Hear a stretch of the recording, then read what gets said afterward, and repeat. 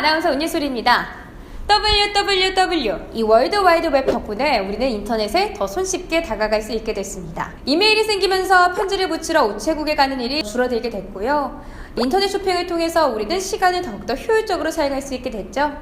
또 SNS가 생기면서 우리는 전 세계에 있는 사람들과 소통하고 교류할 수 있게 됐습니다. 웹은 우리에게 시장이자 네트워크이자 플랫폼의 역할을 했는데요. 앞으로 다가올 미래에는 또 어떤 기술이 세상을 바꿔놓을까요? 두하나의 블록체인 뉴스, 오늘 첫 탄은 블록체인으로 시작하겠습니다.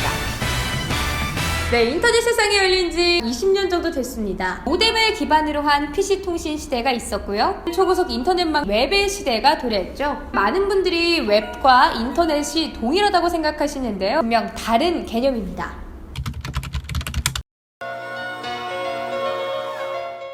이해하기 쉽게 그림으로 좀 그려봤어요. 인터넷에 들어가기 위해서 통과해야 하는 문이 있다고 칩시다. 그 통로가 세 가지라고 우선 가정을 한번 해볼게요. 세 가지보다 더 있을 수는 있지만요. 간단하게 얘기하기 위해서 세 가지만 있다고 가정을 한번 해볼게요. 이 웹은 많은 사람들이 대부분 이용하는 정문이라고 생각하시면 좋을 것 같아요. 또 다크웹이라고 있어요. 실제로 지금도 존재하고 있는데요. 다크웹을 통해서 좀 위험한 거래들이 이루어지고 있죠. 이건 좀 뒷문 정도로 생각하시면 좋을 것 같고요. 그러다가 최근에 생긴 문이에요. 사람들은 정문으로 다니다가 문이 새로 생겼네 라고 생각하고 흥미를 가지기 시작했어요. 바로 블록체인입니다. 즉 인터넷을 들어가기 위한 문으로 정문, 뒷문, 그리고 또 새롭게 만들어진 문, 이렇게 세 가지의 문이 있다고 가정을 한번 해볼게요. 또 체계화해서 그림을 그려보았습니다. 인터넷을 전 세계에 있는 사람들이 실시간으로 통신할 수 있게끔 저변에 깔려있는 인프라라고 생각하시면 좋을 것 같아요. 인터넷으로 통하는 문이 더 있을 수 있지만 세 가지가 있다고 가정해 볼게요. 컴퓨터나 모바일로 접속이 가능한 웹, 최근에 새롭게 생긴 블록체인, 뒷거래가 조용히 이루어지는 다크웹, 수단입니다. 자, 우리는 이를 통해서 서로 송금도 하고요. 에어비앤비나 우버처럼 공유 경제를 이루기도 하고 인터넷 쇼핑을 하고 지내기도 하죠. 여기까지 이해가 좀 되시나요? 자, 그럼 블록체인의 개념을 쉽게 알려드릴게요.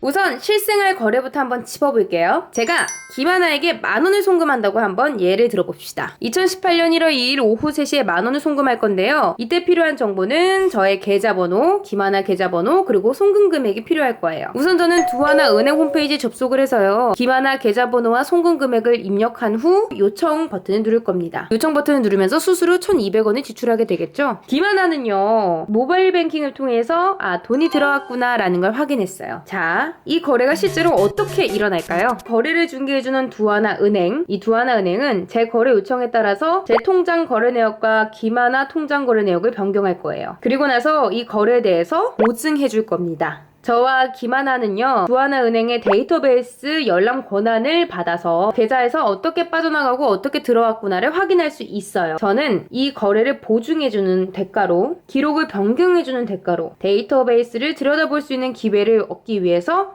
은행에 수수료 1,200원을 지출했습니다. 자, 여기서 중요한 개념이 하나 나오는데요. 이중지불 방지. 이게 대체 뭘까요? 제가 김하나에게 돈이 아닌 사진을 보냈다고 한번 예시를 들어봅시다. 사진 파일을 전송했을 때 제가 가지고 있는 사진 김하나에게도 보내면요. 둘 다 같이 가질 수 있게 되어 있어요. 즉, 복사를 해서 공유하는 개념입니다. 근데 여기서 문제가 생겨요. 만약에 사진이 아니라 돈을 보낼 때는요. 돈을 복사해서 같이 공유할 수 있을까요?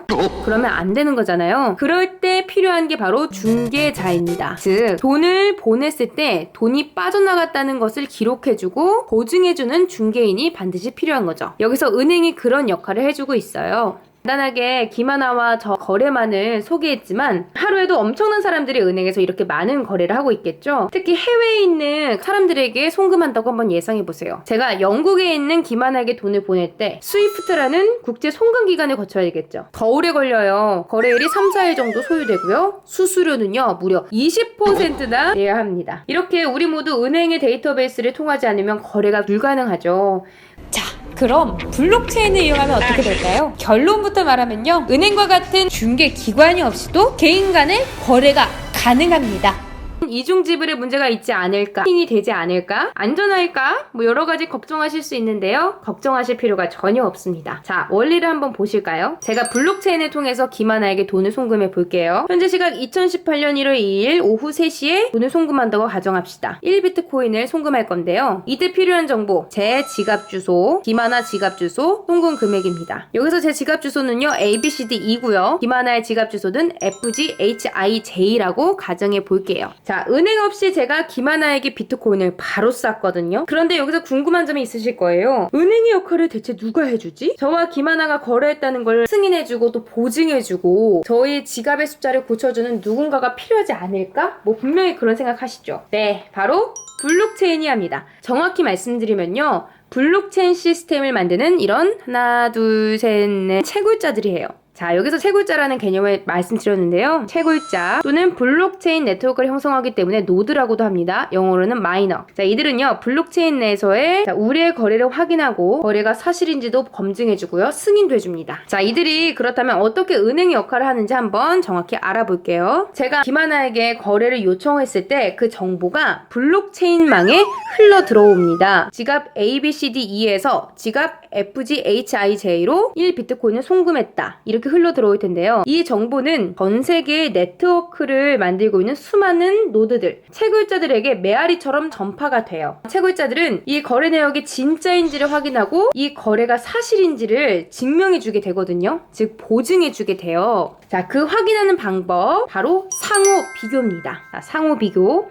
제가 여기 그림을 그려놨어요. 총 채굴자 11명이 네트워크를 구성하고 있다고 가정을 한번 해볼게요. 자, 제가 김하나에게 송금했다는 거래 정보가 블록체인망에 툭 하고 흘러 들어왔을 때 11명의 채굴자들은 자신이 전파받은 정보들을 상호 비교를 합니다. 즉 11명이 가지고 있는 정보가 모두 다 동일하다면 거래 내용이 참이구나 하고 판명을 할 거고요. 만약에 서로 다른 정보를 가지고 있었다면 해킹됐구나, 또는 이 정보 위조됐나봐 라고 생각하고 거짓 정보들은 모두 다 버려버려요. 이런 식으로 전체 채굴자들이 진실 정보인지 거짓 정보인지 함께 판단하게 되는데요. 이 중에서 51%가 참이라고 동의를 한다면 그 정보는 진실이라고 판정됩니다. 이렇게 진실로 판정된 거래 정보들은 모두 하나의 공통 장부에 모아서 기록하게 되는데요. 바로 이 과정을 합의 과정이라고 부르고요. 굉장히 블록체인 시스템에서 중요한 부분입니다. 자, 지금까지의 상황을 다시 한번 정리해 볼게요. 제가 우선 김하나에게 비트코인을 보낸다는 거래 요청을 했고요. 그 거래 요청이 블록체인망에 이렇게 흘러 들어와요. 블록체인에 들어온 많은 거래 내역들은 10분 정도 모아서 같이 비교를 하는데요. 이 거래 요청 정보들은 전 세계에 있는 채굴자들에게 똑같이 전달되고요. 이 채굴자들은 함께 정보를 비교하면서 참인지 거짓인지를 가려냅니다. 이 과정에서 거짓 정보들은 모두 폐기되고요. 진짜 거래 정보들만 장부에 기록하기로 정해지는데, 그럼 장부를 기록하는 작업은 어떻게 하는 걸까요? 블록체인 시스템에서 장부를 기록하는 건요, 바로 블록에 참인 거래 내역을 집어넣는 거예요. 즉 하나의 블록에 참으로 판명된 10분간의 거래 내역들만 집어넣고 보관을 해볼까요? 어떻게 되죠? 이 블록은요, 굉장히 신뢰성이 있겠죠.